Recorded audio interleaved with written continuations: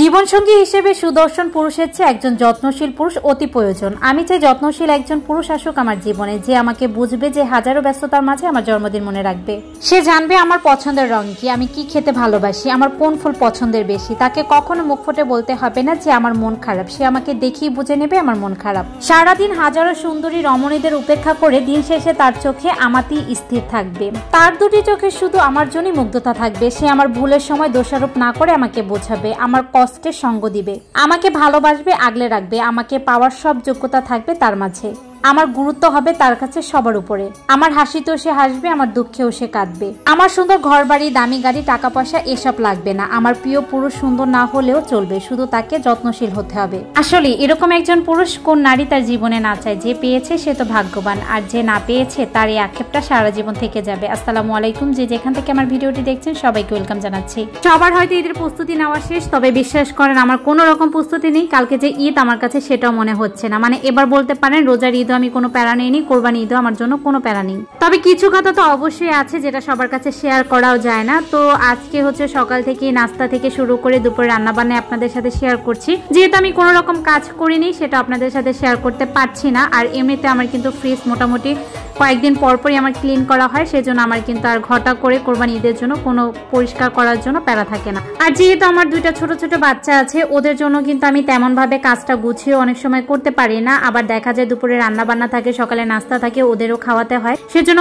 অনেক কাজই কিন্তু আমাকে একটু টাইমলি করে নিতে হয়। মানে যখন আমি একটু সময় পাই, বা আজকে একটু করলে কালকে আরেকটু করি, এভাবে করিয়ে হচ্ছে আমাকে করতে হয়। তবে এবার কিন্তু ঈদের জন্য তেমন একটা প্রস্তুতি নেইনি। মানে এই বছরটা মানে 2025 সালটা আমার জন্য খুবই খারাপ গেল। তবে ইনশাল্লাহ আশাবাদী সামনের ঈদে হয়তোবা ভালো হতে পারে, জানি না কার কপালে কি আছে। তবে আমার ভাই বোন সবাই হচ্ছে বাবা মার সাথে ঈদ করার জন্য গ্রামে চলে গেছে, আমি শুধু হচ্ছে ঢাকাতে রয়েছি।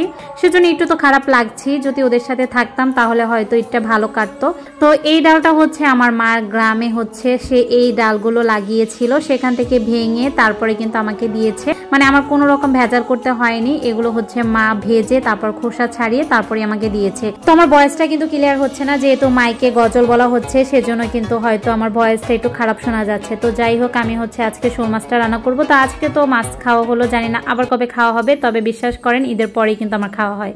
মানে ঈদের দিন কোনো রকম আমরা মাংস খেলেও পরের দিন কিন্তু আর খেতে পারি না। মানে একটানা মানুষ আছে না 3-4 দিনও খেতে পারে, কিন্তু সেই অভ্যাসটা আমার নেই। আমি যদি দুপুরে খাই অনেক সময় দেখা যায় রাত্রেও খেতে পারি না। তবে মাঝে মধ্যে ভাবি যে আমাকে একটু খাওয়া দরকার, একটু ফ্যাট হওয়া দরকার। তবে যা আছে আলহামদুলিল্লাহ আমার কাছে এটাই বেস্ট। যেহেতু আমার দুইটা বাচ্চা আছে, আমি যদি ফ্যাট হয়ে যাই তাহলে আমার বাচ্চাকে নিয়ে কে টানাটানি করবে, আমাকে তো করতে হবে। তো যাই হোক, এখানে মাছটাও কিন্তু রান্না হয়ে গেল। আর আজকে কিন্তু আমি মাছটা রান্না করেছি আলু দিয়ে, আলু টমেটো এগুলো দিয়ে রান্না করেছি। তবে সবসময় একরকম না খেয়ে আলাদাভাবে হচ্ছে স্বাদ নিলে ভালোই লাগে। তো আজকে এভাবে রান্না করেছিলাম। আর বাইরে দেখলাম প্রচুর বৃষ্টি, এখন তো বলাই যায় না কখন বৃষ্টি চলে আসে। আর আজকে চেয়েছিলাম একটু কম রান্না করব, মানে 1 আইটেম রান্না করব, তার মধ্যে কিন্তু আরো 2 আইটেম রান্না করে ফেলেছি। মানে এখন হচ্ছে আমি ঢেঁড়সটা ভাজি করে নিয়েছি, কারণ বাজার থেকে এখনই ঢেঁড়সটা আনা হয়েছে। তো ভাবলাম যেহেতু কালকে ঈদের দিন, হয়তো 2-1 দিন থাকলে একটু কালচে হয়ে যাবে, সেজন্য ভাবলাম আজকে ভাজিটা করে নেই। তো এই তো ভাজিটা বসিয়ে দিয়েছি, আর এর মধ্যে কিন্তু আমার মাছটাও রান্না করা হয়ে গেছে। আর দুপুরে যেহেতু বাজার আনা হয়েছে, রান্নাও করছি, বাজারগুলো গুছিয়ে রাখছি। আর এখন তো দেখা যায় কয়েকদিন বাজার তেমন একটা হচ্ছে বসবে না, অনেক সবজি পাওয়া যাবে না, সেজন্যই হচ্ছে বাজারটা করা। তো এখন হচ্ছে মুরগির যে পাক চামড়া, এগুলো চামড়া তো খাওয়া হয় না, আমাদের চামড়াটা ফেলিয়ে দেওয়া হয়। আর হচ্ছে এমনিতে ঠ্যাংগুলো থাকে, ওগুলোই রান্না করেছি। বাচ্চারা এটা খায় এখন দেখলাম, সেজন্য ফেলি না। তবে আগে কিন্তু এগুলো ফেলে দিতাম, মানে আমার ঘরে খাওয়াই হতো না। তো মাশাআল্লাহ বাচ্চারা এখন বড় হয়েছে, পছন্দ করে, এটাই অনেক। তো কে কোথা থেকে আমার ভিডিওটি দেখছেন কমেন্ট করে জানাবেন। সবাইকে অগ্রিম ঈদ মোবারক। আল্লাহ হাফেজ।